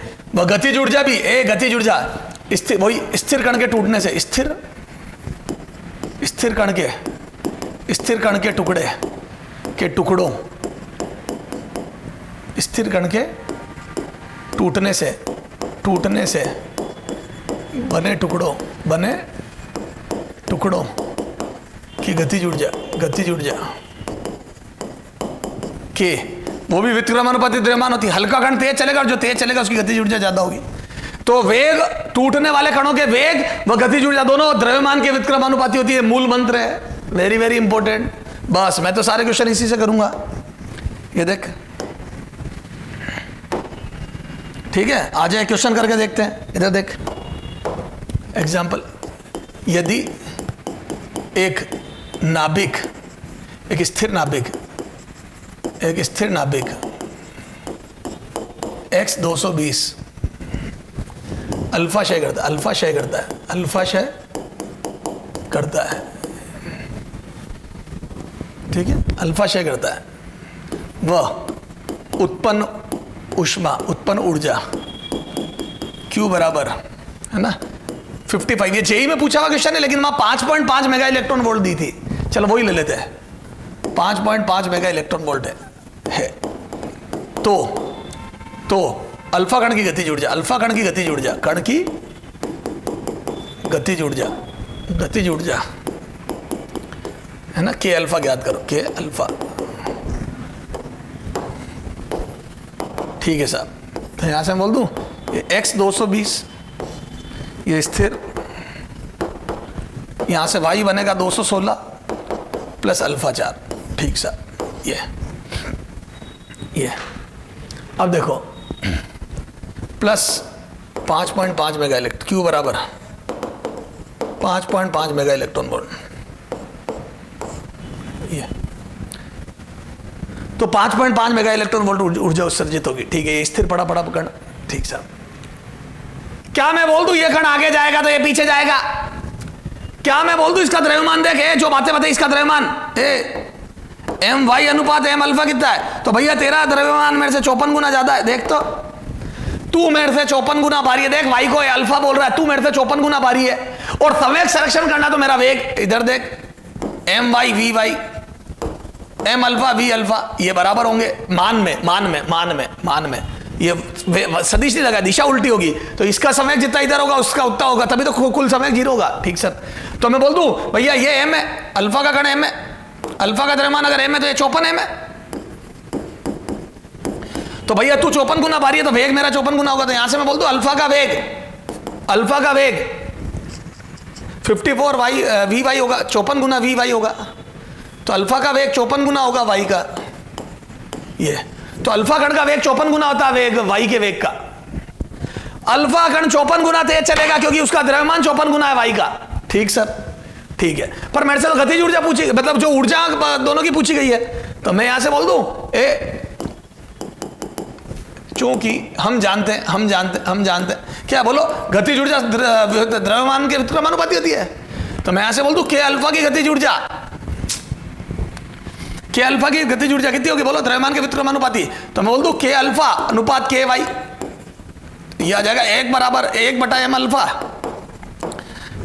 तो ये आ जाएगा 1 बटा अल्फा का 4 अनुपात 1 बटा 216, यहां आ जाएगा 54 अनुपात 1। अरे बोलो 4 से काटा तो यह आ जाएगा 54 अनुपात 1। तो अल्फा और वाई का द्रव्यमान का उल्टा उनकी गतिज ऊर्जाओं का अनुपात होगा। तो ये अब यहां से बांट दो 54 अनुपात 1 में, तो मैं बोल दूं के अल्फा की गतिज ऊर्जा, तो मैं बोल दूं 54 बटा 54 प्लस 1 इंटू क्यू वैल्यू कितना आ जाएगा क्यू, तो क्यू है 5.5 मेगा इलेक्ट्रॉन वोल्ट। तो यहां से काटा पीटी करी तो कितना आ जाएगा, तो यह आ जाएगा 5.4 मेगा इलेक्ट्रॉन वोल्ट, ये के अल्फा। ठीक साहब, और यहां से के वाई कितना आ जाएगा 0.1 मेगा इलेक्ट्रॉन वोल्ट। तो अल्फा कण की गतिज ऊर्जा आ जाएगी 5.4 मेगा इलेक्ट्रॉन वोल्ट और वाई की गतिज ऊर्जा आ जाएगी 0.1। बारी देख कितना कम ऊर्जा से चला, वो 54 गुना ज्यादा ऊर्जा रखेगा। कौन? अल्फा कण। क्यों? क्योंकि उसका द्रव्यमान 54 गुना कम है, वेग 54 गुना ज्यादा है। Yes sir. अब देख, अब जिनको फॉर्मूला से, जिनको ये पसंद नहीं है दिमाग लगाना, वो इन फॉर्मूला से कर लो। ये देख, अल्फा कण की गतिज ऊर्जा में वाई का द्रव्यमान ऊपर नीचे कुल द्रव्यमान, ऐसे कर ले आजा, तो डायरेक्ट आंसर आ जाएगा। मजा आ जाएगा सर। ए बेटा बर्बाद होएगा एग्जाम में, इतने फॉर्मूले याद करेगा। मेथड 2 मैं बोल दूं अल्फा कण की गतिज ऊर्जा बराबर वाई का द्रव्यमान upon alpha plus Y into Q value. आ जाओ, तो वाई का द्रव्यमान कितना हो गया बेटा, तो बोल दो ये आ जाएगा 216, या चल यूं कर दे, चल 216 M upon 4 M, proton neutron के द्रव्यमान को एम मान लिया, प्लस 216 एम, तो एम से एम वैसे ही कटना, into 5.4 sorry 5.5 mega electron volt. तो यहाँ से एम गया, तो यहाँ से मैं बोल दूं क्या 216 बटा 220, 216 बटा 220, 54 बटा 55 इंटू 5.5 मेगा इलेक्ट्रॉन वोल्ट। तो यहाँ से आ जाएगा 5.4 मेगा इलेक्ट्रॉन वोल्ट, ये आ जाएगा के अल्फा। ये तो ये अल्फा कण की गतिज ऊर्जा आ गई। ठीक सर, समझ में आ गया।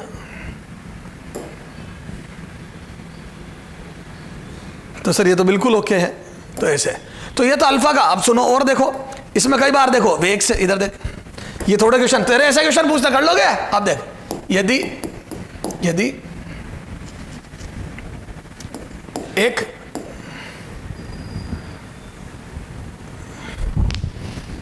द्रव्यमान संख्या ए बराबर 20 वाला स्थिर नाभिक वाला एक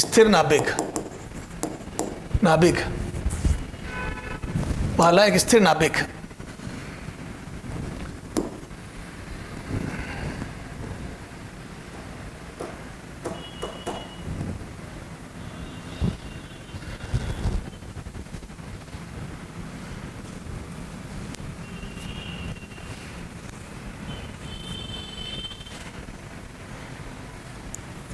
यूं कर,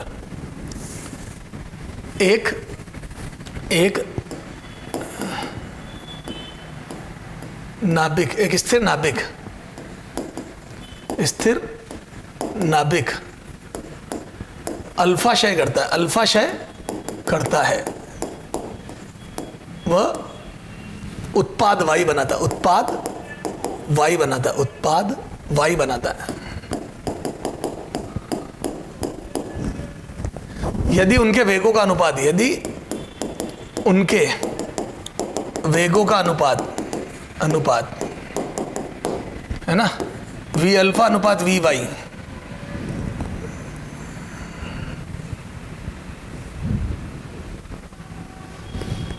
एक 16:1 है, ठीक है। उनके वेगों का अनुपात वी एक्स अनुपात वी वाई बराबर 16:1 है, 16:1 है। तो पहला उनके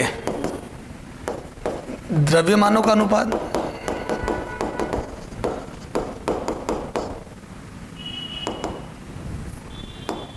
सेकेंड वाई की द्रव्यमान संख्या, वाई नाभिक वाई की द्रव्यमान संख्या, नाभिक वाई की द्रव्यमान संख्या, तीसरा नाभिक एक्स की द्रव्यमान संख्या, जो नाभिक एक्स की द्रव्यमान संख्या है ना, एक स्थिर नाभिक एक्स है ना, ये एक्स कर दो, जो स्थिर नाभिक था ना उसको नाम एक्स दे दिया, नाभिक एक्स अल्फा क्षय द्वारा, ठीक है, की द्रव्यमान संख्या।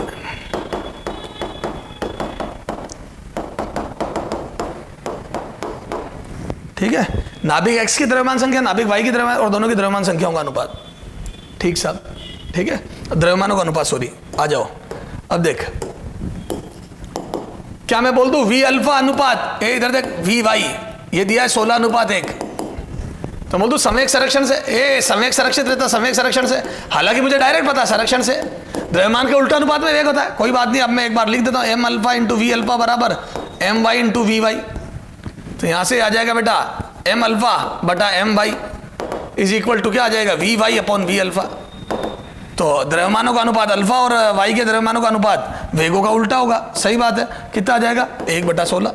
भैया तेरा वेग 16 गुना ज्यादा अल्फा गण, तो मेरा द्रव्यमान 16 गुना ज्यादा वाई, ये बोल रहा है। ठीक साहब, अब देखो द्रव्यमान संख्या के समानुपाती होता है, और द्रव्यमान क्या होता है, द्रव्यमान समानुपाती द्रव्यमान संख्या। अरे बोलो, तो यहां से मैं बोल दूं ए अल्फा अपॉन ए वाई बराबर 1/16, ए अल्फा अपॉन ए वाई बराबर 1/16। तो यहां से बोल दूं वाई की द्रव्यमान संख्या 16 गुना ए अल्फा होगी, तो 16 गुना ए अल्फा होगी, और अल्फा की द्रव्यमान संख्या 4 है, तो 16 × 4, तो बोल दो ए की द्रव्यमान संख्या 64 होगी, तो वाई की द्रव्यमान संख्या 64 होगी। तो वाई जो कण बनेगा, जो नाभिक वाई बनेगा, उसकी द्रव्यमान संख्या 64 होगी, 64। क्लियर है क्या? Yes sir. तो अल्फा गण का वेग 16 गुना है, तो द्रव्यमान वाई का 16 गुना होगा, और 16 × 64 द्रव्यमान संख्या आ गई। ठीक सर, अब आ जाओ। तो द्रव्यमान संख्या 64 है, तो इसकी ये तो आ गई किसकी, वाई की। अच्छा, एक्स की कितनी होगी, तो मैं बोल दूं एक्स दोनों का योग, तो ए वाई प्लस ए अल्फा, ए दोनों इसी से तो बने हैं, तो मैं बोल दूं 64 + 4, ये आ जाएगी 68। तो जो एक्स था उसका द्रव्यमान संख्या 68 है। तो पता क्या हुआ, 68 वाली चीज थी वो टूटी, और वाई 64 प्लस अल्फा 4 वाली चीज बनी, और जो ऊर्जा हुई उनको बांट लिया, और वेग ऐसा आ गया। यस सर, क्लियर है? बोलो सर, समझ में आ गई? और देख एक आधा क्वेश्चन।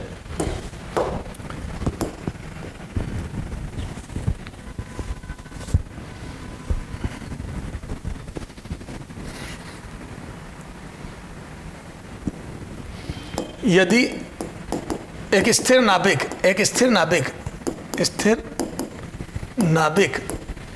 एक्स अल्फा क्षय करता है, अल्फा क्षय कर उत्पाद वाई बनाता है, यदि उनकी नाभिकीय त्रिज्याओं का अनुपात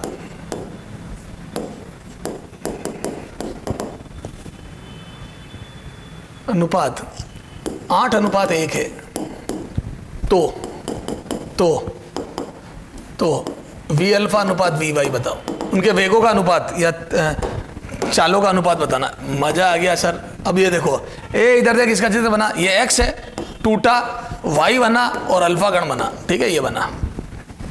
नाभिक की त्रिज्याओं का अनुपात 8:1 है, तो मैं बोल दूं आर वाई अनुपात आर अल्फा बराबर 8:1। आर वाई अनुपात आर अल्फा बराबर 8:1। तो इसकी नाभिक की त्रिज्या इससे 8 गुना ज्यादा है, ठीक साहब।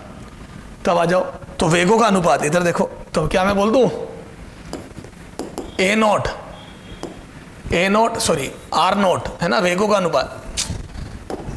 पहले ये 8:1 दिया, तो इससे पहले द्रव्यमान, मेरे को जब तक द्रव्यमान नहीं पता पड़ेगा काम नहीं चलेगा, तो मैं बोल दूं ये आ जाएगा आर नोट ए वाई की पावर 1/3, पहले ऊपर, हाँ, बटा आर नोट ए अल्फा की पावर 1/3 बराबर R Y upon R alpha. तो यहां से रखो, ये आर नोट गया, तो यहां से ए वाई अपॉन ए अल्फा की घात 1/3 इज इक्वल टू, ये कितना दिया है वाई का, ए देखो नाभिक की त्रिज्याओं का अनुपात 8:1 दिया ना, ये 8:1। तो यहां से कितना आ जाएगा बोलो, ए वाई अपॉन ए अल्फा। तो ये 8 × 8 64 × 8 करो, 64 × 8 512, बहुत ज़्यादा आ गया है। तो रुक जाए इसको, ए 8:1 ज़्यादा हो गया, नाभिक की त्रिज्याओं का अनुपात 2:1 कर लिया, 2:1 कर ले बेटा, बहुत ज़्यादा आंसर आ जाएगा फिर तो 2:1। तो ये 2:1, और अपने हाथ में ही तो घर की बात है बेटा, 2:1। तो यहाँ कितना आ जाएगा बेटा 2:1, ये ठीक है। अब ठीक है, तो ये आ जाएगा 2/1 की घात 3। तो यहाँ से कितना आ जाएगा, वाई की द्रव्यमान संख्या आ जाएगी बेटा 8 गुना अल्फा की द्रव्यमान संख्या। तो यहाँ से बोल दूँ वाई की द्रव्यमान संख्या आ जाएगी बेटा 8 × 4, 8 × 4, और ये आ जाएगी 32। तो वाई की जो द्रव्यमान संख्या वो आ गई 32। तो द्रव्यमान संख्या वाई की 32 होगी, तो अल्फा की द्रव्यमान संख्या अगर 4 है तो वाई की 32 होगी। समझ में आ गई? तो अल्फा की द्रव्यमान संख्या 4 है, वाई की द्रव्यमान संख्या 32 होगी। Okay sir. और अगर द्रव्यमान संख्या 32 होगी तो द्रव्यमान भी 32 होगा। अरे बोलो, अतः अरे वाई का द्रव्यमान 8 गुना अल्फा का द्रव्यमान होगा। ये देखो, ये जैसे यहां से कर ले, अतः यहीं से एक और लाइन बोल रहा हूं, अतः जो वाई का द्रव्यमान होगा वो 8 गुना अल्फा का द्रव्यमान होगा, क्योंकि द्रव्यमान सीधा द्रव्यमान संख्या पर निर्भर करता है, क्योंकि प्रोटॉन न्यूट्रॉन का द्रव्यमान समान है। यस सर, ये। और अगर वाई का द्रव्यमान 8 गुना तो वेग अल्फा का 8 गुना होगा। और मैं बोल दूं V Y upon V alpha, या V alpha upon V Y, द्रव्यमानों के उल्टा वी व्युत्क्रमानुपाती एम होता है। कब? जब स्थिर नाभिक टूटता था, याद है, वेग देखे ना, द्रव्यमान का उल्टा, हल्का तेज चलता है। तो हल्का कौन है इसमें? अल्फा। ये भारी है तो ये 8 गुना कम वेग से चलेगा। तो मैं यहां से बोल दूं V alpha upon V Y is equal to V alpha upon V Y is equal to M Y upon M alpha. ये M Y upon M alpha, आ जाओ, M Y upon M alpha. ये तो यहां से कितना आ जाएगा बेटा? तो ये 8 गुना है, तो ए वाई 8 गुना है ना, तो ये वेग आ जाएगा 8/1। तो अल्फा कण 8 गुना तेज भागेगा, अल्फा कण 8 गुना तेज भागेगा वाई से। बिल्कुल सही बात है, वाई 8 गुना भारी है तो अल्फा कण 8 गुना तेज भागेगा। यस सर, ठीक है। तो ये सारी बातें हैं। तो ये अब देखो, तो ये तो हो गया ऊर्जा का हिसाब किताब। तो अल्फा में तो फिर भी दोनों ऊर्जा रखते हैं, बीटा प्लस बीटा माइनस में देख, बीटा क्षय। अब देख, बीटा क्षय जब भी होगा, चाहे वो बीटा प्लस हो चाहे बीटा माइनस हो। जैसे मैंने एक 220 वाला कण लिया है ना, ये स्थिर था, ये स्थिर कण लिया, ये स्थिर, और ये y 220 बना था, क्योंकि बीटा प्लस बीटा माइनस में, बीटा प्लस बीटा माइनस में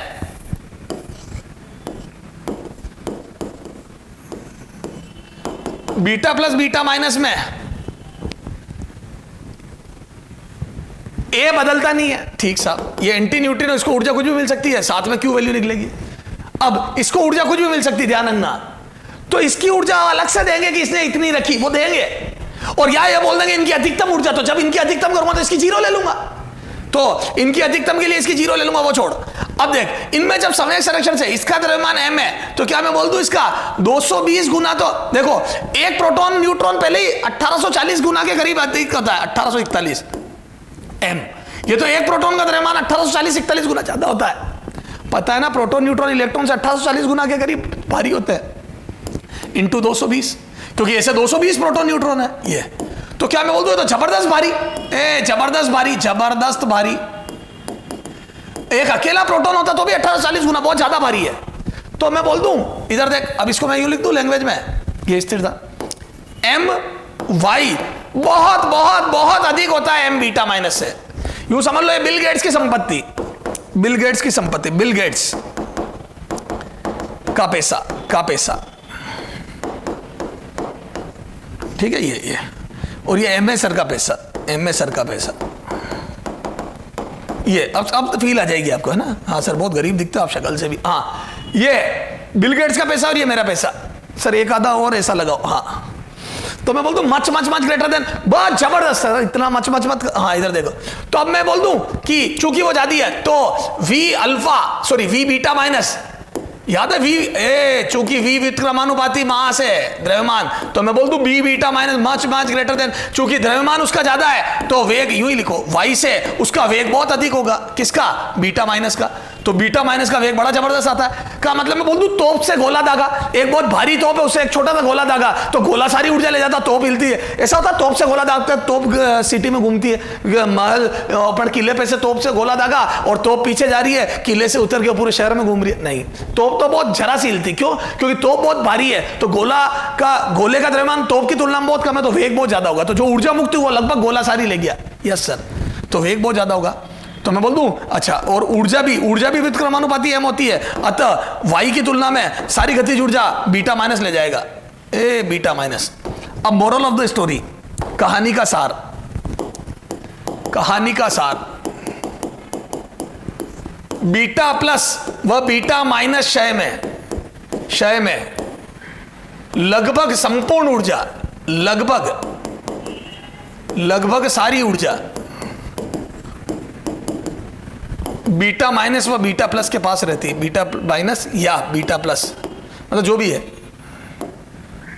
ना, के पास रहती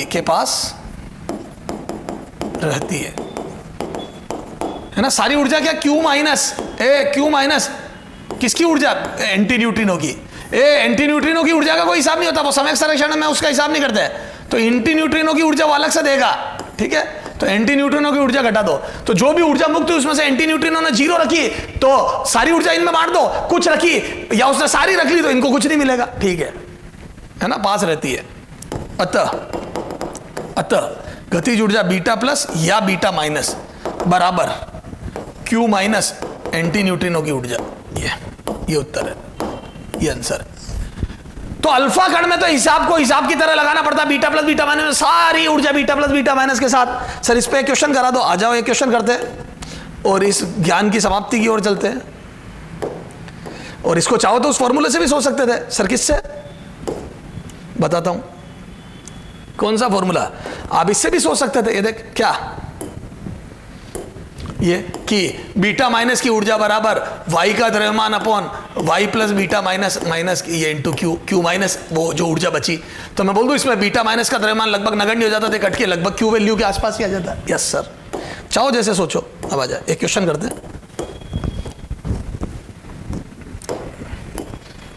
एक स्थिर रखा नाभिक एक्स बीटा माइनस क्षय कर 5 मेगा इलेक्ट्रॉन वोल्ट ऊर्जा उत्पन्न कर, क्यू बराबर 5 मेगा इलेक्ट्रॉन वोल्ट ऊर्जा, 5 मेगा इलेक्ट्रॉन वोल्ट ऊर्जा उत्पन्न करता है, 5 मेगा इलेक्ट्रॉन वोल्ट ऊर्जा उत्पन्न करता है। एक स्थिर रखा नाभिक एक्स बीटा माइनस क्षय कर 5 मेगा इलेक्ट्रॉन वोल्ट ऊर्जा उत्पन्न करता है। ठीक साहब, ठीक है। हाँ, 5 मेगा इलेक्ट्रॉन वोल्ट ऊर्जा उत्पन्न करता है। यदि ऊर्जा उत्पन्न करता है, यदि एंटी न्यूट्रिनो, यदि 1 मेगा इलेक्ट्रॉन वोल्ट ऊर्जा एंटी न्यूट्रिनो रखता है तो पहला यदि ये तो के बीटा माइनस की गतिज ऊर्जा बताओ। ठीक साहब। सेकेंड बीटा माइनस की अधिकतम गतिज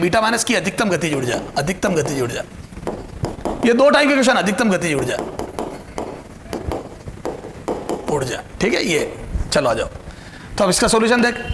क्या मैं बोल दूं जो ऊर्जा मुक्त हुई 5, उसमें से एंटी न्यूट्रिनो 0 से लेके सारी कुछ भी रख सकता है, पर अगले ने बोल दिया देखो 1 रखता है, तो 5 में से पहले 1 उसको दे दो और उसको हटाओ साइड में, क्योंकि वो किसी वो उसमें हिसाब किताब समय संरक्षण में नहीं होता उसका, तो 1 दे दिया तो बची 4। अब 4 दोनों में बटेगी, किसमें? वाई में और बीटा माइनस में। और किस हिसाब से बटेगी? द्रव्यमान के उल्टे अनुपात में। क्यों? समय संरक्षण के हिसाब से, ठीक है। लेकिन मैंने बताया था ना, बीटा प्लस बीटा माइनस में सारी ऊर्जा बीटा प्लस बीटा माइनस ले जाते हैं, क्योंकि उनका द्रव्यमान बहुत बहुत बहुत बहुत कम होता है। Yes sir. तो क्या मैं बोल दूं पहले का आंसर? तो बीटा माइनस की गतिज ऊर्जा is equal to, beta minus की गतिज ऊर्जा इज इक्वल टू लगभग क्यू माइनस एंटी न्यूट्रिनो की ऊर्जा। Yes sir. तो ये है 5 mega electron volt minus 1 mega electron volt, ये तो कितनी आ गई? लगभग 4 मेगा इलेक्ट्रॉन वोल्ट। ये तो लगभग 4 मेगा इलेक्ट्रॉन वोल्ट ऊर्जा बचेगी। सेकेंड, हाँ, बीटा माइनस की अधिकतम गतिज ऊर्जा, तो मैक्सिमम काइनेटिक एनर्जी कितनी आएगी बीटा माइनस की? मैक्सिमम। तो मैं बोल दूं ए अधिकतम गतिज ऊर्जा, बीटा माइनस की अधिकतम गतिज ऊर्जा, अधिकतम के ई मैक्सिमम तब होगी, के ई मैक्सिमम तब होगी जब क्यू सॉरी एंटी न्यूट्रिनो की ऊर्जा 0 हो, जब एनर्जी ऑफ एंटी न्यूट्रिनो 0, उसको कुछ मत दो, तब अधिकतम होगी, ठीक साहब। और उस समय कितनी होगी? तो के बीटा माइनस बराबर लगभग क्यू वैल्यू, ठीक साहब। और वो कितनी आ जाएगी बोलो? तो के बीटा माइनस बराबर लगभग कितनी? 5 मेगा इलेक्ट्रॉन वोल्ट। ये 5 मेगा इलेक्ट्रॉन वोल्ट के करीब ऊर्जा आएगी। यस सर, बिल्कुल समझ में आ गई ये बात? क्लियर है क्या? तो लगभग 5 मेगा इलेक्ट्रॉन वोल्ट ऊर्जा रखता है कौन? Beta minus. कब? जब इतनी उत्पन्न होती है। तो सर ये तो सारी बात। कई बार वो एक्साइटेशन में भी वो ये बोल देते कि कुछ ऊर्जा उसने एक्साइटेशन में रख ली। बताऊं कैसे? देखो, है ना, इधर देख। यदि पिछले प्रश्न में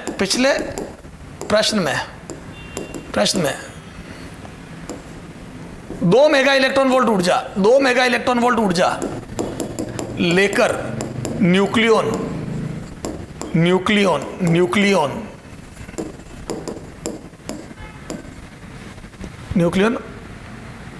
उच्च ऊर्जा तलों में चले जाते हैं, उच्च ऊर्जा तलों में, है ना। एक्साइटेशन को क्या बोलते हैं? उत्तेजन अवस्था में चले जाते, उच्च ऊर्जा तल या उत्तेजन अवस्था में चले जाते हैं। न्यूक्लियन उत्तेजन अवस्था में चले जाते हैं, उत्तेजन अवस्था में चले जाते हैं, है ना। और 5 उत्पन्न हुई थी ये, तो बीटा माइनस की अधिकतम गतिज ऊर्जा। अब सुनना ध्यान से बेटा, एक और नई बात आ गई, गतिज ऊर्जा देख, ठीक है। हुआ क्या बेटा? बताता हूं। x टूटा 220, ठीक साहब, मतलब जो भी था। y बना जो भी x लिख दे, x y, और साथ में बीटा माइनस बना, ओके, साथ में एंटी, ओके, और साथ में क्यू वैल्यू निकली, ओके। लेकिन ये भी उत्तेजन अवस्था में जा सकते हैं, कौन? y, क्योंकि y के अंदर याद है न्यूक्लियस। तो अब जो ऊर्जा निकली उससे, ये भी तो उच्च ऊर्जा तल में, तो ये उच्च ऊर्जा, ये एक्साइटेड अवस्था में स्टार लगा रहा हूं।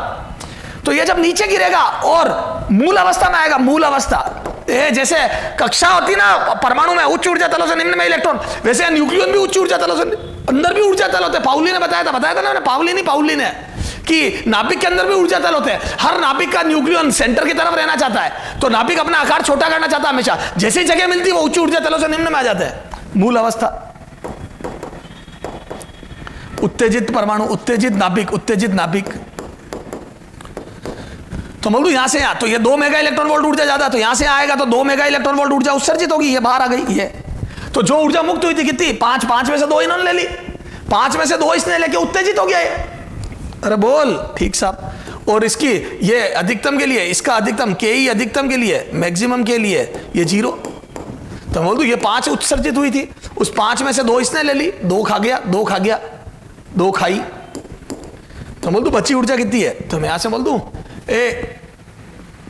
बची ऊर्जा तो बांटने के लिए कितनी बची? Q माइनस ई उत्तेजन। तो यहां से कितना आ गया? 5 मेगा इलेक्ट्रॉन वोल्ट माइनस 2 उत्तेजन में गई, तो ये आ जाएगा 3 मेगा इलेक्ट्रॉन वोल्ट, ये ऊर्जा। तो 3 मेगा इलेक्ट्रॉन वोल्ट ऊर्जा बची जो इन्होंने बांटी। तो मैं बोल दूं सारी गतिज ऊर्जा उसी के पास होगी। तो के बीटा माइनस बराबर 3 मेगा इलेक्ट्रॉन वोल्ट, क्योंकि वाई के पास 0 होगी, के वाई बराबर 0, लगभग 0। क्यों? क्योंकि द्रव्यमान के वाई से अल्फा बीटा माइनस का बहुत हल्का है। बिल गेट्स की संपत्ति बहुत ज्यादा है, किससे? मोहित सर से। ये अरे सब समझा दिया।